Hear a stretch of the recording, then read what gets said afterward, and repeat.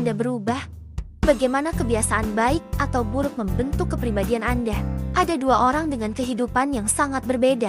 Yang satu, seorang dokter yang mengabdikan hidupnya untuk menyelamatkan pasien. Yang lain, seorang hacker yang mencuri miliaran tanpa rasa bersalah. Apa yang membuat mereka begitu berbeda? Apakah itu hanya karena pilihan mereka? Ataukah ada sesuatu dalam otak mereka yang berubah? Ilmu saraf telah membuktikan bahwa konsistensi dalam perilaku baik atau buruk dapat mengubah struktur otak seseorang secara permanen. Apakah Anda sadar bahwa setiap tindakan yang Anda lakukan hari ini akan membentuk cara otak Anda bekerja di masa depan?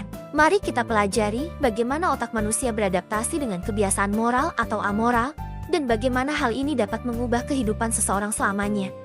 Otak kita bukanlah struktur yang tetap, ia terus berubah berdasarkan kebiasaan dan pengalaman kita. Setiap kali kita melakukan tindakan baik atau buruk, jalur saraf kita diperkuat, menciptakan pola pikir yang akan semakin sulit diubah.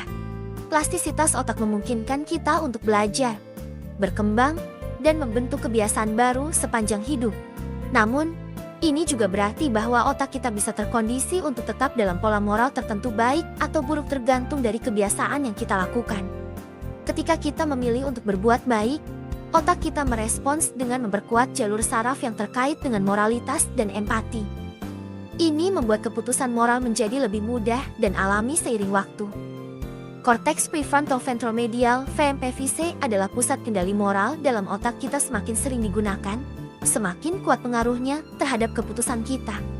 Orang yang terbiasa berbuat baik cenderung membuat keputusan moral secara lebih spontan dan alami. Insel berperan besar dalam empati dan kesadaran moral, membantu kita memahami perasaan orang lain. Ketika kita sering membantu orang lain, kita menjadi lebih peka terhadap penderitaan mereka dan lebih terdorong untuk bertindak dengan belas kasih. Amigdala membantu kita memahami konsekuensi dari tindakan kita sebelum kita melakukannya. Ketika jalur ini diperkuat, kita lebih cepat merasakan peringatan emosional saat tergoda untuk melakukan tindakan yang tidak etis. Melakukan perbuatan baik memberikan kepuasan biologis karena otak melepaskan dopamin, hormon kebahagiaan. Semakin sering kita berbuat baik, semakin kita merasa bahagia secara alami tanpa perlu mencari kepuasan dari sumber eksternal. Sebaliknya, jika seseorang terus-menerus melakukan tindakan tidak etis, otaknya beradaptasi dengan melemahkan kontrol moralnya. Sistem penghambatan moral menjadi lebih lemah, membuat individu lebih mudah melakukan tindakan buruk tanpa rasa bersalah. Penurunan aktivitas insel membuat individu semakin tidak peka terhadap penderitaan orang lain. Akibatnya, tindakan tidak etis menjadi semakin mudah dilakukan tanpa beban emosional. Jika seseorang terus berhasil melakukan tindakan buruk tanpa konsekuensi, otaknya tetap mengasosiasikan tindakan tersebut dengan kepuasan. Ini menyebabkan efek kecanduan yang sulit dihentikan, mirip dengan kecanduan narkoba atau judi.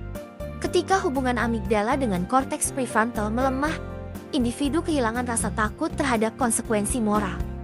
Hal ini membuat seseorang semakin berani melakukan tindakan tidak etis tanpa rasa bersalah. Jika lebih banyak orang berbuat baik, kita bisa membentuk masyarakat yang lebih empati dan harmonis. Sebaliknya, jika kejahatan terus dibiarkan, kita berisiko menciptakan generasi yang kehilangan kesadaran moral. Mengubah kebiasaan bukan hanya soal niat. Otak kita telah terbentuk berdasarkan pola yang telah dijalani bertahun-tahun. Semakin lama seseorang berada dalam satu jalur moral, semakin sulit untuk beralih ke jalur yang baru. Perubahan tetap mungkin dilakukan dengan 3 langkah utama: kesadaran, konsistensi, dan sistem dukungan. Semakin sering kita melakukan tindakan baik, semakin kuat jalur saraf kita yang mengarah ke kebiasaan moral yang sehat. Setiap keputusan kecil yang Anda buat hari ini akan membentuk otak dan moralitas Anda di masa depan. Jangan menunggu untuk berubah.